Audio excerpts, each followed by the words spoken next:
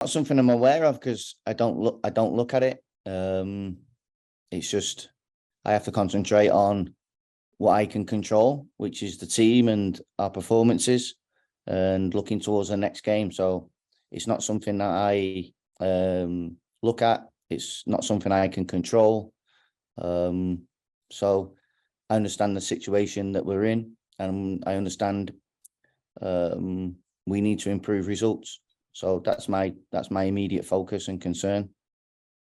Good support since my time at the football club. But I'm under no illusions. It's a results-driven business, and the results haven't been good enough. So we need to change the situation as quickly as possible. And to do that, we need to improve certain aspects of our performance if we want to do that. It's a tough spell. Is it the toughest? It's not easy. I've got, I won't be, I'm not going to lie to you. It's a tough moment. The players are feeling it. They need to feel my support in this moment, as well as the staff. But I just see it as an opportunity to learn and to get better all the time. That's the way I've got to look at it. If you're in this business, or you plan to be in this business for a long period of time, which I do because I enjoy what I do and I love coaching and working with players, then you're going to have these moments, and it's important how you respond in these moments. Can sort of determine your future, and that's what I'm trying. That's what we look on every single day. We know this is not a great moment, but we will come through it if we stick together. I'm confident of that. We always do, which is review the game, review the performance, speak to the staff, speak to the players, and highlight certain areas of our game that I think we can improve. It's a process that I believe in. That's not to say you can be stubborn about that and bury your head in the sand. We have some obvious problems at the moment, which we need to rectify. There was lots of positives to take from the game against Sunderland the other night. We started the game really well, but when Sunderland had just a little spell, we seem to be conceding in end moments, and it's how we respond. We have to recognise when we're in that moment, understand what's happening, and then respond accordingly. And we're not quite doing that. Our start to the second half was very good. We had momentum. We're on top of them, on top of the game. We got a penalty and then we missed at 1-0. They're defining moments in the game, and they're going against us at this moment in time. But we still had plenty of the game to go at that moment against Sunderland, and we then have to know that what we were doing well to get us into that position, we have to stick to doing those things, and again, believe in what we're doing. If you look at the start of the game against Millwall, if you look at the start of the game against Sunderland, I didn't see a team that was devoid of confidence or energy. I thought we took the game to the opposition,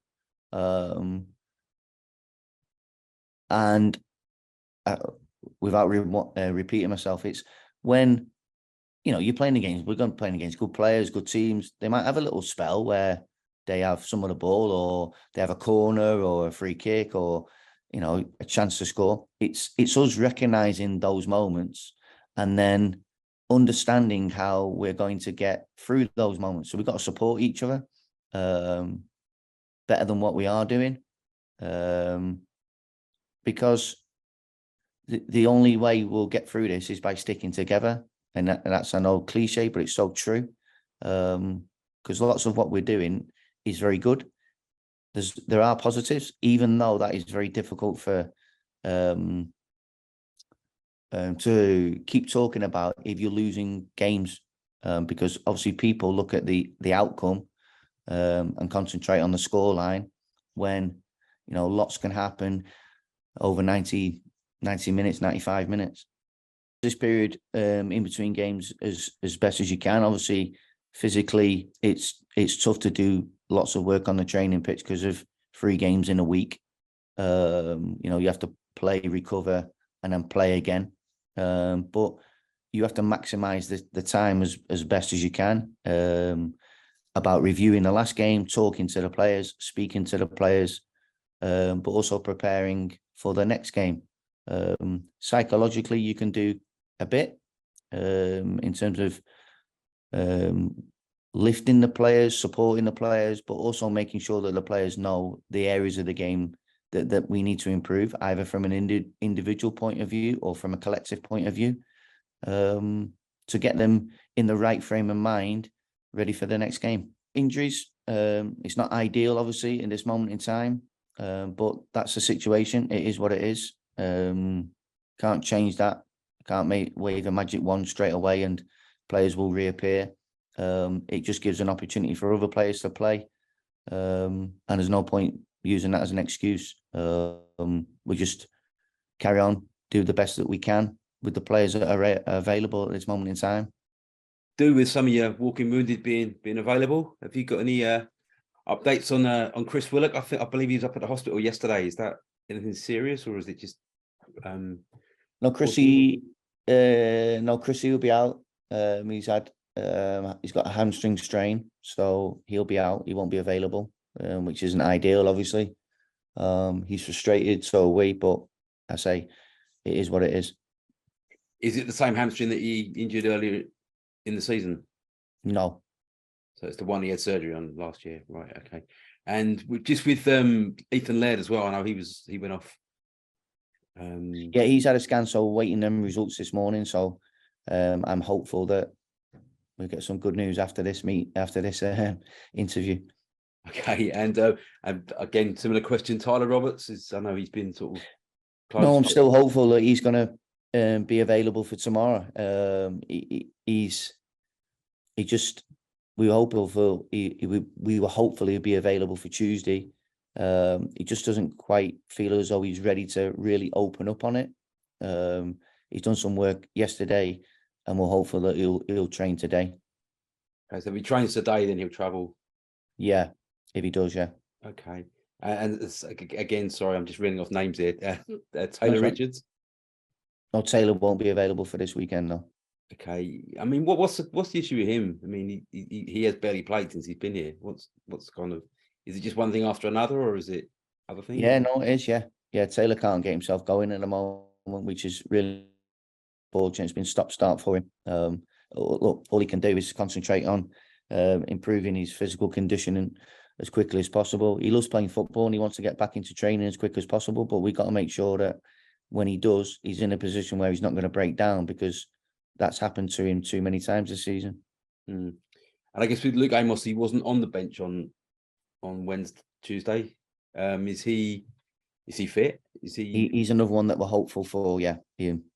Yeah, because I guess he's another player that seems to take one step forward, 3 steps back when it comes to injury. Yeah, definitely. Yeah. So we're hopeful that some of these players will be available either tomorrow or definitely in the short term for next week. Definitely. Yeah. Do you feel? I mean, just with the injuries and that, you must feel like you've been handed a bit of a hospital pass. Really, you've just not had so many players that are in the squad that you can call on to play. I mean, that must be pretty frustrating, for you. Yeah, but I say that the situation is what it is. We can't change that. I have to concentrate on the players that are available and ready to go to Middlesbrough on Saturday, and hopefully pick up play well and put in a performance and pick up a result. So when one door closes, another door opens, and that's where you got to look at it. Okay, and just with, I mean, you included Elijah Dixon-Bonner on the bench for the Sunderland game. He's someone that's come to keep you up from Liverpool. I mean, I'm presuming you must know him from your time at Anfield. Is he a player you're excited about that potentially could be, knocking on the door to be in the first team? Yeah, Elijah is obviously someone I've known for a long time and worked with before, so I know what he's capable of. He just hasn't got, at this moment in time, which is not through any fault of his own, the experience of some of the players around him. So it's very difficult to put someone into this moment in time, but he's training really well. He's a positive boy, and I wouldn't have any hesitation in putting him into a game, whether that was for 20 minutes, half an hour, or start if needed. Okay. And just at the moment, obviously, coaching is what your job is, but I mean, the man management side of being a manager, I mean, how much of that have you had to lean on the last sort of couple of weeks with results not being great and just sort of arm around the shoulder, that kind of thing? Is that something that you had to do more than perhaps you thought you would have? No, that's the job again. That's, it's management, like you say, management and coaching. Management is management of the players, management of the staff, management of the situation. It's something that I believe I'm good at because I've had years of practice at it. When a lot of your years of coaching has been in development, that's your job, to develop people as well as players, and you have to deal with players of many different situations, and getting the balance right between challenging players, confronting players, supporting players is a skill. It's an art that you form and learn over a number of years, and you learn on all those experiences in these moments more than ever.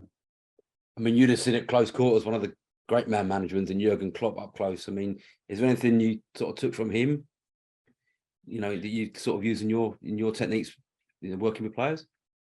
Yeah. I'd be foolish not to. I take little things and learn from people around me, and Jurgen was one of them. But I've had other people as well in my career, and I've got people here at the moment as well. So it's not about me. It's about myself, the staff, the players, the people around me.